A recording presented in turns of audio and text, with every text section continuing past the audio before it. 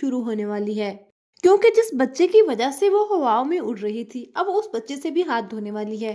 نہ صرف اب آئزہ کا بچہ اس دنیا میں آنے سے پہلے ہی مر جائے گا، ساتھ ہی ساتھ وہ اپنے شوہر کی وہ ساری توجہ بھی کھو دے گی جو اب اسد صرف بچے کا سن کر آئزہ پر فوکس کر رہا تھا۔ اب اسد بھی صرف دیوانہ ہو چکا تھا بچے کا سن کر، اور اسے لگ رہا تھا کہ جیسے اس کا کسی اور سے کوئی رشتہ ہی نہیں سوائے اپنی بیوی اور بچے سے، سب کو بھول چکا تھا۔ یہاں تک کہ اب ان بھائیوں سے بھی اتنا برا سلوک کر رہا تھا جن میں اس کی جان بستی تھی۔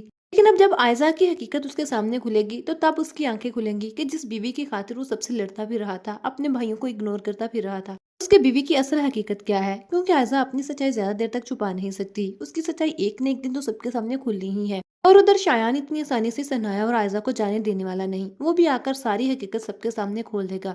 لیکن اس بات پر تو عاشق بھی عشرت سے بہت زیادہ ناراض ہو جائے گا کہ تم نے مجھ سے حقیقت کیوں چھپائی، تم حقیقت جانتی تھی کہ تم نے پھر بھی مجھے سچ نہیں بتایا، تمہیں مجھ پر اعتماد ہی نہیں تھا۔ اس سے نہ صرف آئزہ اور عنایہ کا رشتہ خراب ہوگا، ساتھ ہی ساتھ عشل اور عاشر کا رشتہ بھی خراب ہوگا، اور ان دونوں کے درمیان بھی دراڑ آ جائے گی۔